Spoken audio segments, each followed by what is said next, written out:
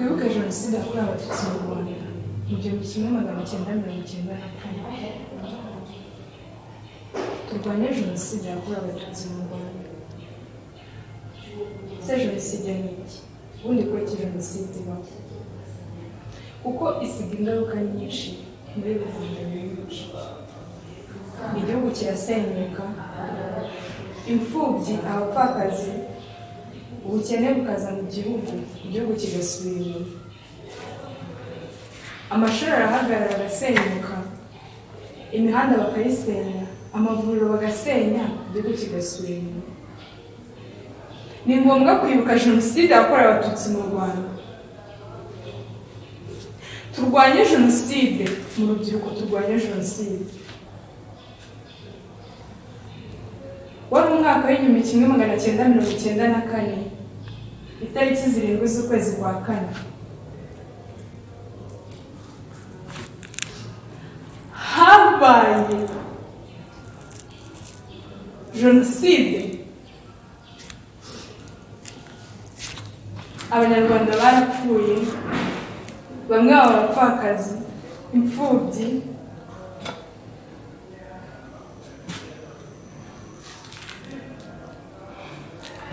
Mvuka mu muryango w'umubyeyi w'umucikacumu wa jenoside. Nta nyogokuru ngira, nta sogokuru ngira, nta anti ngira, ntati. Mama yasigaye ari umwe wenyine kubera jenoside. Jenoside itera ingaruka nyinshi mu gihugu. Bamwe bagakurira mu bigo by'imfubyi. Ni ngombwa kwibuka.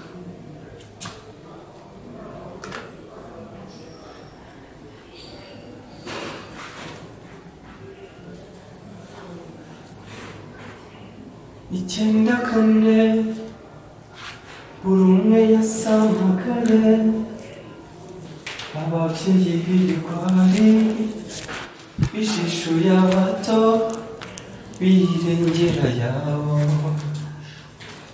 Arapiye Firoza yirengera ubunyarwanda.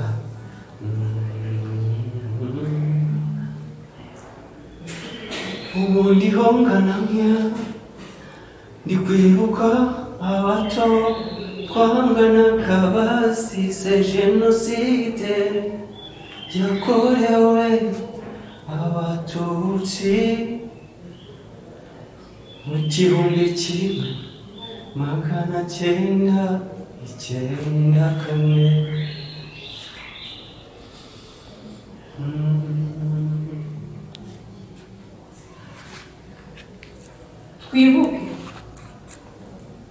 Twibuke bya bihe, twibuke amarira, twibuke agahinda, twibuke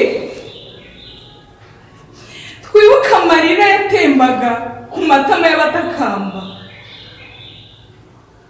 twibuke ya mvura y'amahindu aho bihishaga.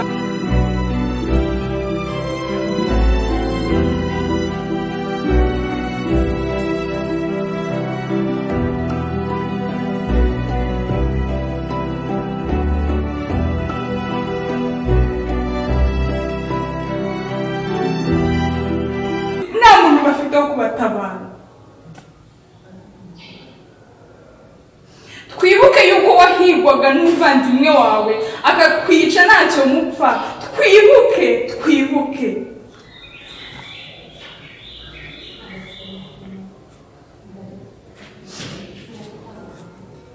Inkotanyi za RPF zimajije gufata igihugu, nibwo amahoro yatashye mu Rwanda. Nimumfashe twibuke ababyeyi bacu. Nimumfashe twibuke inzirakarengane zazize jenoside. Nimumfashe twibuke imfubyi n'abapfakazi. Ndibuka nyogokuru wanjye, ndibuka sogokuru wanjye. Yarabanaga akabana neza, yasangiraga n'inshuti n'umuryango. Ariko ndibuka urupfu yapfuye. Ndibuka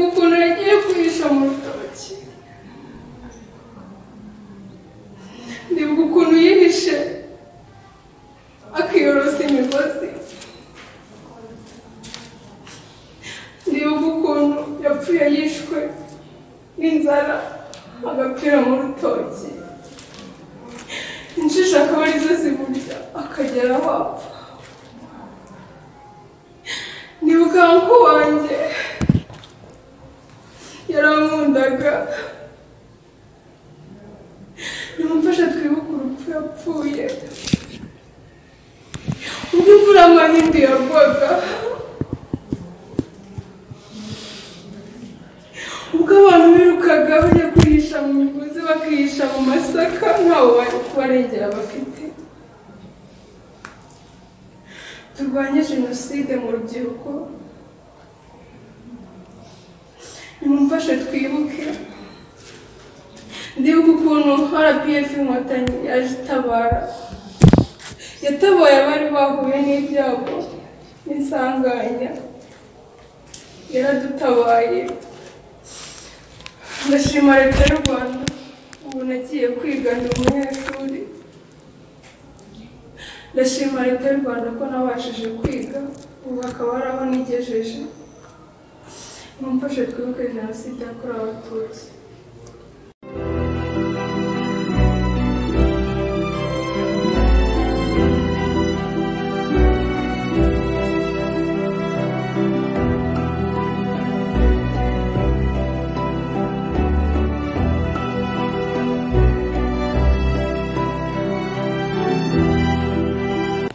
Icyenda kane buri umwe yasamagaye, ababyeyi b'ibigwari bijishura abato barengera ayabo. RPF iraza irengera umunyarwanda, irokora u Rwanda.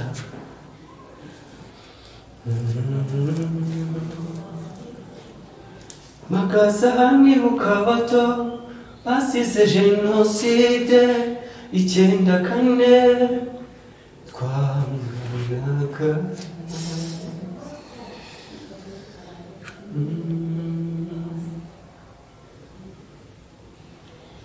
Mureke twibuke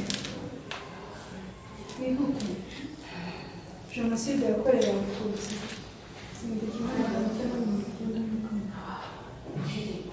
Inshuti, abavandimwe, tubibuke. Twibuke jenoside yakorewe Abatutsi.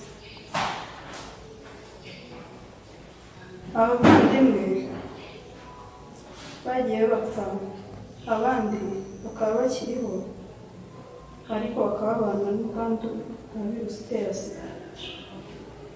Mureke nabo tubibuke. Hari n'abandi bapfuye bazira uko baremwe. Tega agahinda.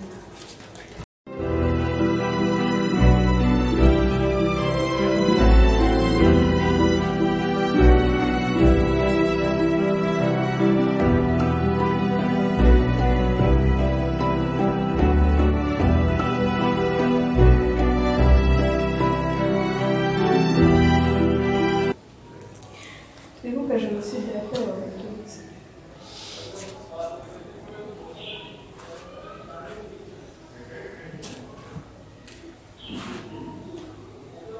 Kera Abanyarwanda baranywanaga, barasangiranaga. Umuzungu atarazanga bacemo ubwoko ngavuga ati Abahutu ngaba, Abatutsi ngaba, Abatwa ngaba. Mu gihe u Rwanda rwatembaga amata n'ubuki, ahatembaga amata n'ubuki haje gutemba amaraso. Ubundi u Rwanda rwahoze ari u Rwanda rw'umunyarwanda, rwahoze ari u Rwanda rutemba amata n'ubuki. Abanyarwanda bahoze bahinga kandi borora. Umuzungu araza ati Abahutu muhinge, Abatutsi mutunge, Abatwa mubumbe. Ese ibyo koko ni ngombwa? Oya, ntibizanasubire.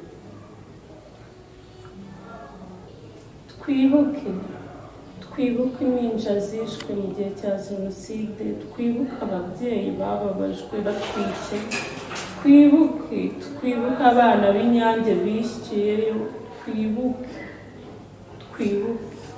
twibuke kandi twiyubaka. twibuke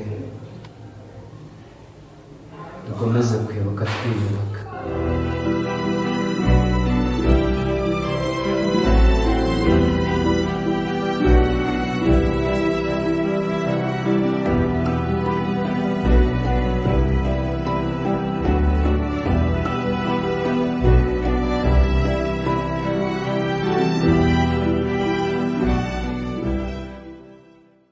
Ndibuka Donatira,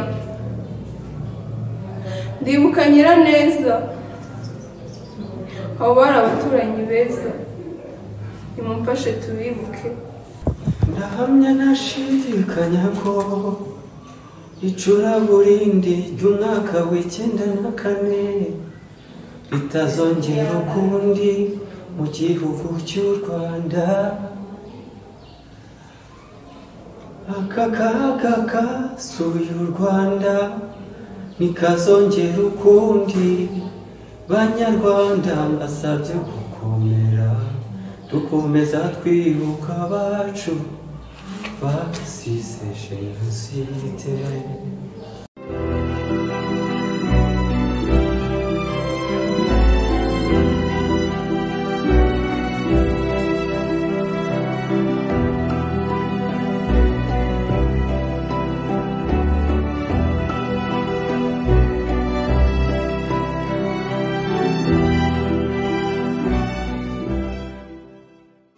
Nk'urubyiruko twibuke twiyubaka ku nshuro ya 27 Jenoside yakorewe Abatutsi mu Rwanda.